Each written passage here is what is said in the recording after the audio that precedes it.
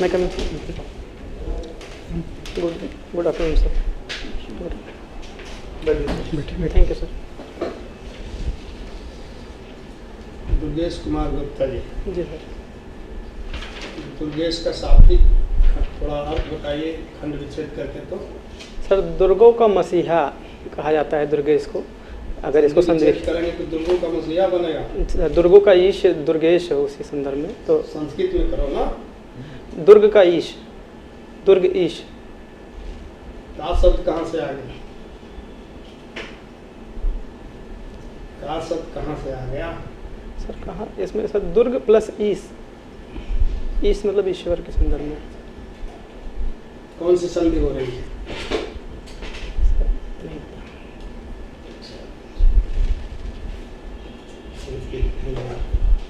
आपने ये क्या पीएचडी किससे किया है, कर रहे हैं? सर समाजशास्त्र विषय। समाजशास्त्र। जी सर।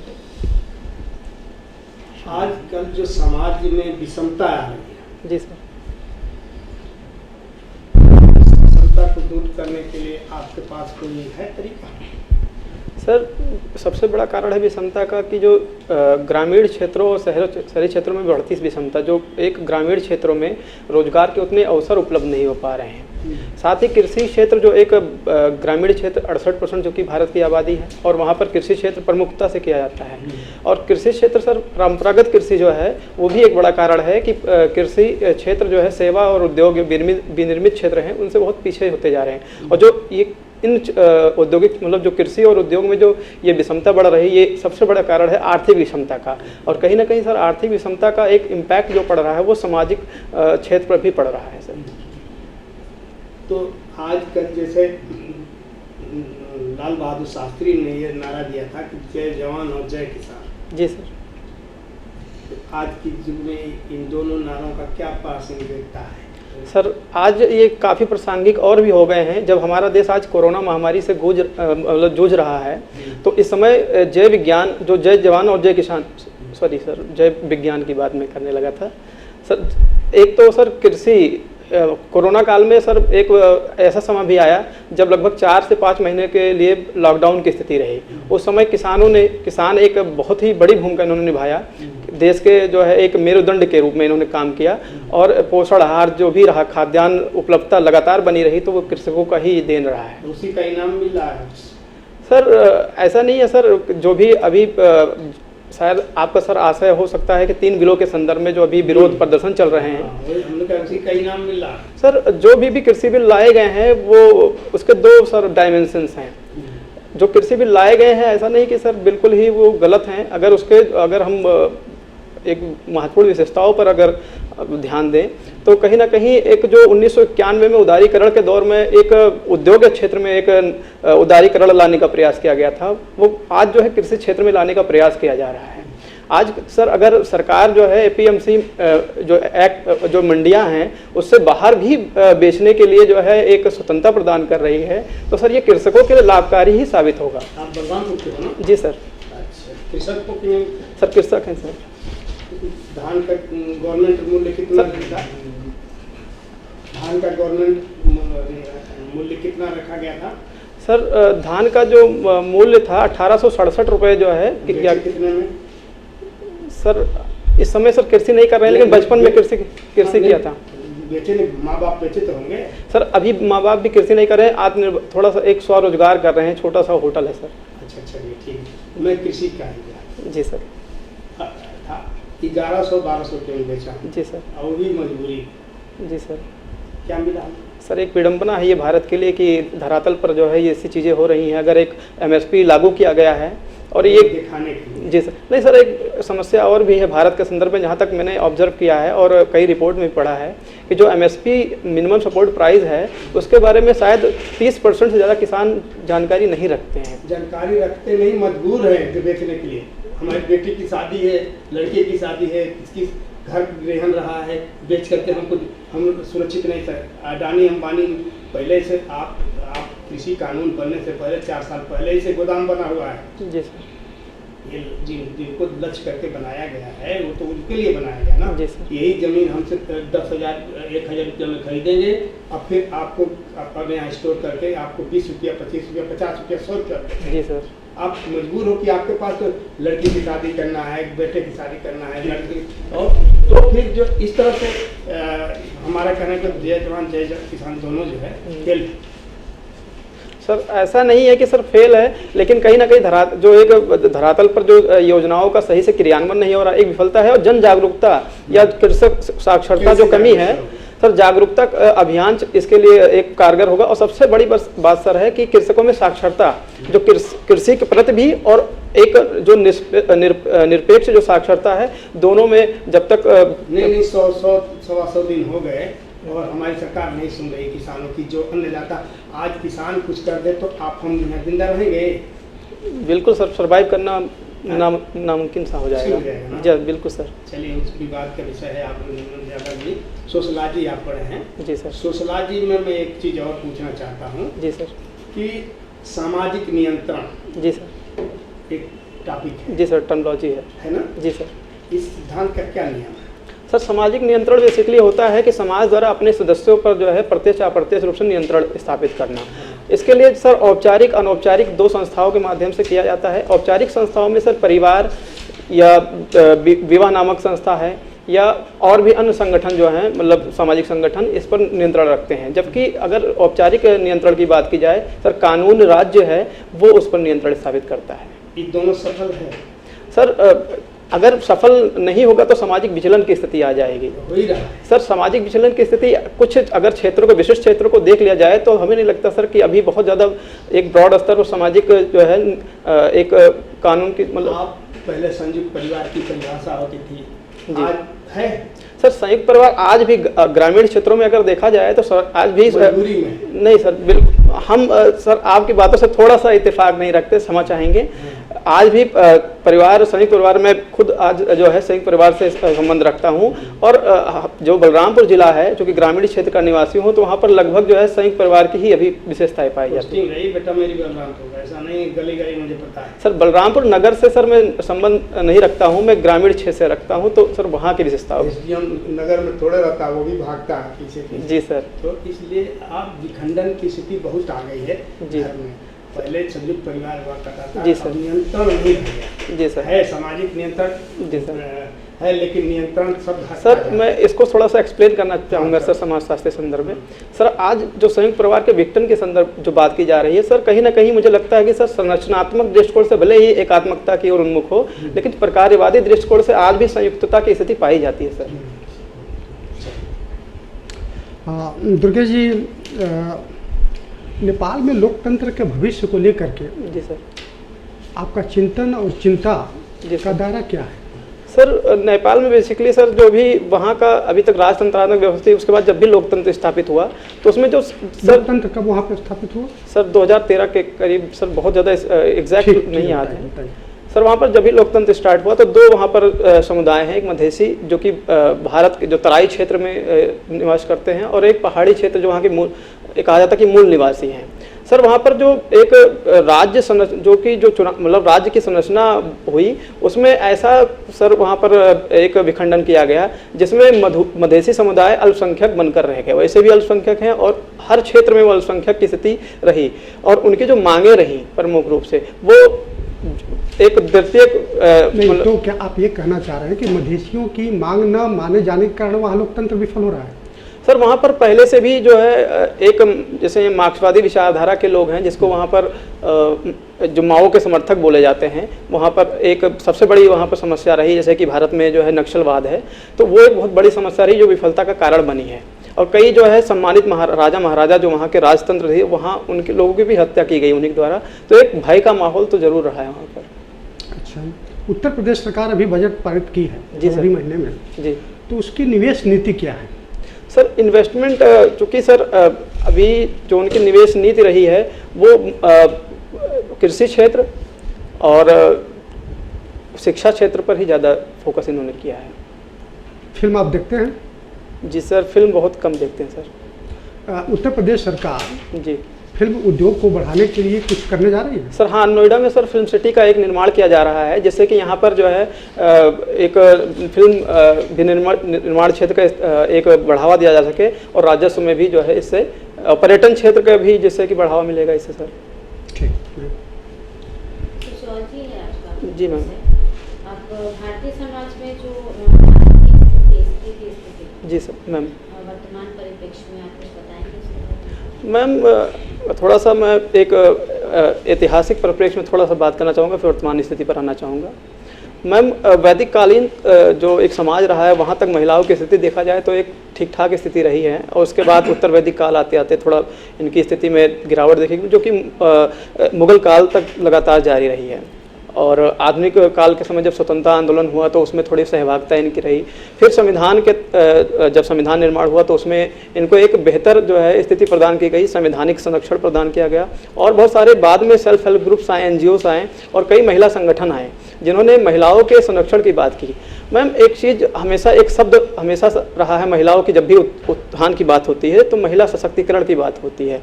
मैम महिला सशक्तिकरण, जो सशक्तिकरण की बात होती है मैम, तो उसका एक सशक्तिकरण अपने आप में ये दर्शाता है कि महिलाओं की स्थिति उतनी अच्छी नहीं है, और पितृसत्तात्मक जो समाज है कहने के उसका जो एक दुष्प्रभाव है वो महिलाओं की स्थिति पर पड़ रहा है। तो ये महिला के सशक्तिकरण की, जैसे आपने कहा कि इस आवश्यकता है। जी मैम। क्योंकि वो सशक्त है। जी मैम। किस तरह से आ सकते हैं? मैम सब एक हर डायमेंशन में कहीं ना कहीं जो आर्थिक रूप से भी आज उतनी स्वतंत्र नहीं है, साथ ही जो सामाजिक रूप से भी उतनी सक्षम नहीं है, साथ ही डिसीजन मेकिंग में भी। रूप से मतलब क्या? सामाजिक, समाज में तो बहुत सारी चीज़ें आ जाती हैं। मैम समाज में सबसे बड़ी दिक्कत यहाँ पर ये आ रही है कि महिलाएं ही महिलाओं की, जो महिलाएं हैं वही महिलाओं की दुश्मन बनी हुई हैं। महिलाएं अगर कुछ भी अगर कुछ ऐसा जो है परंपरागत या रूढ़िगत व्यवहार से अलग काम करने की कोशिश करती हैं तो कहीं ना कहीं उनको एक बैरियर का सामना करना पड़ता है। तो आप क्या करना चाहेंगे उनके उत्थान के लिए? मैम उत्थान के लिए सबसे बड़ा हथियार मैम शिक्षा है। आप अगर कुशलता से युक्त व्यावसायिक शिक्षा देंगी तो मैम कहीं ना कहीं आर्थिक रूप से सक्षम होंगी, और आर्थिक रूप से अगर सक्षम होंगी तो सामाजिक एवं सांस्कृतिक रूप से भी सक्षम होंगी। एक क्वेश्चन है कि स्त्रियों को, मतलब लड़कियों को, जैसे आपकी यदि बहन है जी मैम, तो आपके पेरेंट्स अलाउड नहीं करेंगे रात में बाहर जाने के? जी मैम। क्यों? मैम एक्चुअली में वहाँ का परिवेश ही ऐसा है, परिवेश को ध्यान में रखते हुए एक भारतीय समाज के परिवेश में पूछ रहे हैं बलरामपुर के लिए। मैम बलरामपुर जो जिला है, ग्रामीण क्षेत्र है, वहाँ पर प्राय 10 बजे के बाद लगभग सभी लोग जो है घरों में आ जाते हैं। कोई बहुत ही नाइट ड्यूटी जैसी चीज़ें वहाँ पर नहीं है, या बहुत ज़्यादा रात्रि कारोबार वहाँ पर नहीं है। इस संदर्भ में मैम वैसे भी जो है पुरुष हम लोग को ही ये रोका जाता था कि आप लोग 10 बजे के बाद ना जाएं वहाँ पर, क्योंकि आप समस्याएं कुछ पैदा हो सकती हैं। लखनऊ में यदि बेटी को बाहर भेजना है जी। तो कहते हैं कि 8 बजे या 10 बजे या 11 बजे के बाद बाहर नहीं जा सकते हैं, तो उसके लिए आप क्या करेंगे? उससे सहमत हैं आप? बिल्कुल नहीं सहमत है मैम।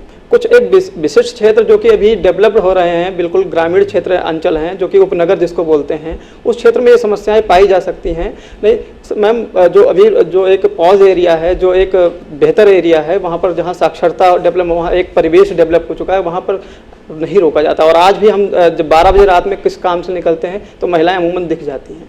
नहीं तो साक्षरता क्या उनकी सिक्योरिटी दे देगा? मैम साक्षरता ही उनके सशक्तिकरण का आधार है, और उन्हीं के मैं असिस्टेंट प्रोफेसर हूँ, क्या मैं रात को 11 बजे अकेले वीरान जगह में जाऊँ तो ये उचित है या आपके? मैम अगर पहले की दृष्टिकोण से देखें तो अब थोड़ा सा उचित दिख रहा है, लेकिन और कोई भी मैम परिवर्तन एक झटके में नहीं होता मैम, वो एक चरणबद्ध तरीके से होगा। कैसे पॉसिबल है यदि सुरक्षित तो नहीं होगी? मैम सुरक्षित उनके लिए जो है महिला हेल्पलाइन नंबर है, और बहुत सारी एक जो है सिक्योरिटी पर्पज से जो है पिंक बूथ बनाया गया है, तो कहीं ना कहीं सुरक्षित होंगी। और उन्हें खुद अपने सुरक्षा का एक खुद में सशक्त होना पड़ेगा, तभी वो समाज सशक्त होगा।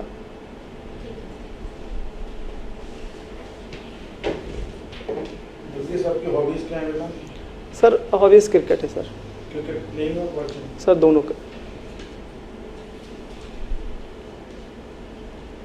आप CDPO के लिए अप्लाई किया है? जी सर। जी सर, CDPO के लिए ही सर। अभी जुवेनाइल एक्ट में कुछ अमेंडमेंट किया गया recently, sir juvenile justice act में जो जहाँ तक मुझे याद आ रहा है सर किया गया था कि 16 से 18 साल के बच्चों में रिसेंटली 2-4 दिन पहले सर उनके संरक्षण को लेकर कुछ बात तो की गई है, जिसमें उनके संरक्षण एक समन्वित विकास को लेकर बात की गई है और उन्हें अगर किसी भी अपराध क्षेत्र में जाने से रोकने के लिए जो है प्रयास किए जा रहे हैं और साथ ही जो उनके जो एक जहाँ पर उनका मतलब एक आवास है उस पर भी पर्याप्त ध्यान देने की बात है सर, लेकिन एग्जैक्ट सर ध्यान नहीं आ रहा। कैपिटल पनिशमेंट को आप सही मानते हैं गलत मानते हैं? सर प्लीज़ हिंदी में। मृत्युदंड सर मृत्युदंड सर 2 परिस्थितियाँ इसके लिए हैं सर, एलिब्रेट कर सकता हूँ सर। अगर सामान्य परिस्थितियों में देखें जहाँ पर अगर कोई व्यक्ति है जिसने ऐसा कोई कृत्य किया है जिसके लिए मृत्युदंड आज के समय में दी जा रही है और अगर भविष्य उसके सुधरने के आसार नज़र आ रहे हैं तो या उसके जो है एक व्यवहार जो कि उसके व्यवहार का अवलोकन करके सर मृत्युदंड अंतिम रूप से अगर एक अंतिम विकल्प के रूप में रखा जाए कि अगर वो समाज के लिए बिल्कुल घातक वाला होने वाला है कि अगर वो समाज के लिए घातक ही है तभी मृत्युदंड अंतिम विकल्प के रूप में दिया जाना चाहिए, जहाँ तक मेरा सर मानना है। तो ढेर सारे कंट्रीज ने बैन कर दिया है मृत्युदंड को। जी सर, ये सर क्या कोई इतना बड़ा पाप कोई कर सकता है कि उसके लिए उसकी मृत्युदंड दे दिया जाए? सर कई लोग गांधी जी ने कहा है पाप से घृणा करो, पापी से नहीं। जी सर, मैं गांधी जी के इस बात से बिल्कुल एग्री करता हूं और मेरा जो पहला स्टेटमेंट था कि जब वो बिल्कुल समाज के लिए घातक हो जाएं, जब तक वो घातक ना हो जाए तब तक उनके लिए मृत्युदंड नहीं होना चाहिए, जहां तक मेरा मानना है। कहा जाता है सभी में सुधार की संभावनाएं होती हैं सर, लेकिन अगर कोई ऐसा विकार से पीड़ित व्यक्ति है जो कि तो उसे इम्प्रिजनमेंट दे दीजिए, जेल में रख लो। सर बिल्कुल अगर संभव जहाँ तक संभव है मेरा भी यही मानना है कि अंतिम विकल्प के रूप में ही मृत्युदंड दिया जाना चाहिए। तो बच्चों में होने वाली कोई 1-2 बीमारियां बताओ।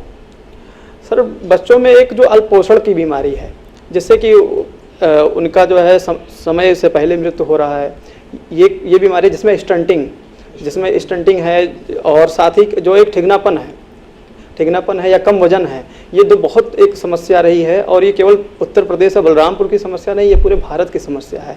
और यही कारण है कि भारत का जो ग्लोबल हंगर जो इंडेक्स आया है उसमें बहुत पीछे रैंक है और केवल 12 देश ऐसे हैं जो कि भारत से पीछे हैं। अच्छा, इसका क्या कारण है कि हम जो हैप्पीनेस इंडेक्स आया है जी, तो पाकिस्तान, नेपाल, भूटान से भी पीछे हैं?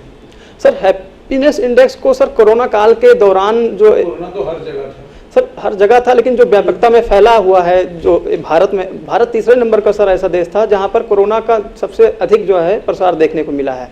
उस काल में जो भी उनके जो मानक थे उस मानकों पर भारत उतना खरा नहीं उतर पाया है, शायद तभी उनको रैंकिंग प्रदान की गई है। हैप्पीनेस इंडेक्स हम लोग खुश नहीं है सर। हैप्पीनेस इंडेक्स भी अब की कोरोना काल के दौरान ही मापा गया है सर, जहाँ तक मुझे पता है, जहाँ तक मैंने पढ़ा है सर।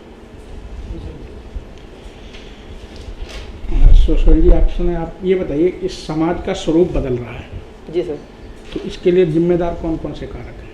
सर सबसे बड़ी बात सर कैसे बदल रहा है? जी सर, स्वरूप सर औद्योगिक क्रांति के बाद जो है या एक विज्ञान का युग आया यूरोप में, जहाँ पर वैज्ञानिक क्रांति हुई, देन औद्योगिक क्रांति और फ्रांसीसी क्रांति, इन सब के कारण जो है औद्योगिक जो समाज था जो कृषक समाज था वो औद्योगिक समाज में तब्दील हुआ, जिसमें जो है पहले जहाँ कृषक समाज में एक संयुक्त परिवार की महत्ता को ज़्यादा बल दिया जाता था, आज एकल परिवार को, जहाँ सर कृषक समाज में एक समूह पर बल दिया जाता था, समुदाय पर बल दिया जाता था, आज व्यक्तिवादी दृष्टिकोण आ गया सर।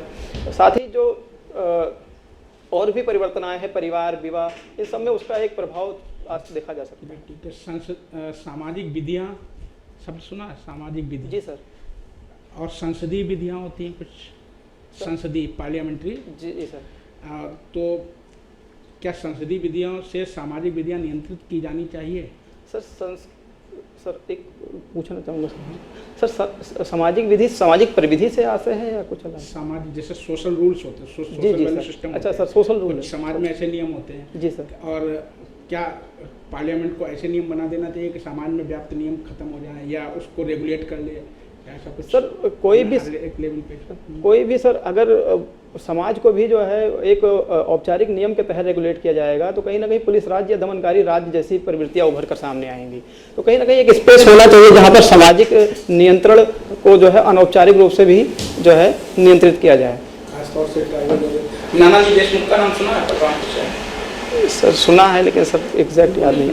सर सुना है सामाजिक उत्थान में बहुत बड़ा योगदान रहा बलरामपुर जिले में। सर नानाजी देशमुख का नाम सुना तो है सर, बिल्कुल याद नहीं आ रहा सर। सामाजिक उत्थान के लिए सामाजिक और राजनीतिक क्षेत्र में भी सुना। चलिए लास्ट में बता दीजिए क्यों चुने हैं हम आपको, बहुत पुराना सर एक सर सिविल सर एलिब्रेट कर सकते? हाँ बताइए सर चूँकि जो एक CDPO के लिए एक विशेष अर्हता निर्धारित की गई है कि समाज कार्य या समाजशास्त्र विषय में आप स्नातक हैं। सर मेरा स्नातक, प्रस्नातक और अभी शोध जो एक सब्जेक्ट है वो समाजशास्त्र ही है। तो समाजशास्त्र में सर जो किस टॉपिक पे आप कर सर ग्रामीण युवाओं पर इंटरनेट का प्रभाव, ग्रामीण युवाओं पर इंटरनेट का प्रभाव। तो सर एक जो समाजशास्त्र रहा है कहीं ना कहीं जो महिलाओं और बच्चों से संबंधित जो भी सैद्धांतिक जो एक ज्ञान रहा या व्यवहारिक ज्ञान रहा, उसका एक बेहतर यूटिलाइजेशन यहाँ पर व्यापक क्षेत्र में कर सकते हैं। साथ ही सर सिविल सेवक में कुछ ऐसे गुणों का होना अनिवार्य है क्योंकि नेतृत्वकर्ता की भूमिका में चूंकि एक बहुत व्यापक स्तर पर इसका प्रभाव पड़ता है। सर वस्तुनिष्ठता एक गुण है जिसमें मूल्य निरपेक्ष होकर, दूसरी सर एक जो है कार्य के प्रति समर्पण होना, सर मेरे अंदर शायद वो भी गुण है जहाँ तक मैं ऑब्जर्वेशन कर पा रहा हूँ। साथ ही निर्णय निर्माण की क्षमता जिसमें कार्य कारण संबंध स्थापित करते हुए एक अंतिम निर्णय तक पहुँचना जिसमें तार्किक दृष्टिकोण रखना, सर एक ये मुझे लगता है सर कि मेरे अंदर अपने जो आपका रिसर्च चल रहा है उसमें आपका क्या लगता है, जो आपको कितना प्रभाव है? सर 2019-20 में मेरा PhD में एडमिशन हुआ था और अभी कुछ महीने पहले मेरे ये टॉपिक अलॉट हुआ। और टॉपिक अलॉट करने का सर एक रीज़न था कि चूँकि मैं ग्रामीण क्षेत्र से सर बिलोंग करता हूँ, वहाँ पर मैंने देखा कि इंटरनेट के प्रभाव के कारण युवाओं में कई प्रकार के जो है प्रभाव परिलक्षित हो रहे थे, जिसमें शिक्षा क्षेत्र में एक सर बहुत अच्छी क्वालिटी जो एक एजुकेशन क्वालिटी है बहुत अच्छा नहीं है ग्रामीण क्षेत्रों में। लेकिन वहाँ पर जब से इंटरनेट का एक प्रादुर्भाव हुआ है, प्रभाव दिखा है युवाओं पर, तो एक बेहतर विकल्प उपस्थित हुआ है। ये भी विकल्प नहीं देखे हैं कि आप घर में बैठे हैं, टीवी भी चल रही है, बेटा अलग टीवी चला रहा है, मोबाइल चला रहा है, बाप अलग चला रहा है, खाना आ रहा तो उनका खाने तो उनका भी खा ले रहा है। सामाजिक अलगाव सर इसको बोलेंगे कि समाज में रहकर भी अलगाव का शिकार होना एक ये भी समस्या है सर। इसको कम्युनिकेशन का जी पॉजिटिव नेगेटिव दोनों पक्ष हैं। सर मेरे दोनों पक्ष हैं और मैं दोनों ही पक्ष पर आना चाहूँगा। सर एक तो सामाजिक एक शिक्षा पर मैंने बात की कि इंटरनेट का जो प्रभाव दिख रहा था, साथ ही जो है कल्चर पर, कल्चर जैसा कि आपने बताया सामाजिक अलगाव का शिकार हो रहे, समाज में रहकर भी वो एक दूसरे से मेल नहीं कर पा रहे जबकि दूर दराज क्षेत्रों में वो जुड़ जा रहे हैं। एक ये सर इसका रहेगा। सर राजनीतिक एक देखा है कि सर राजनीतिक एक पहले उतना एक बहुत ज़्यादा इंटरेस्ट नहीं होता था युवाओं में, लेकिन आज जब इंटरनेट का ये प्रभाव है कि राजनीतिक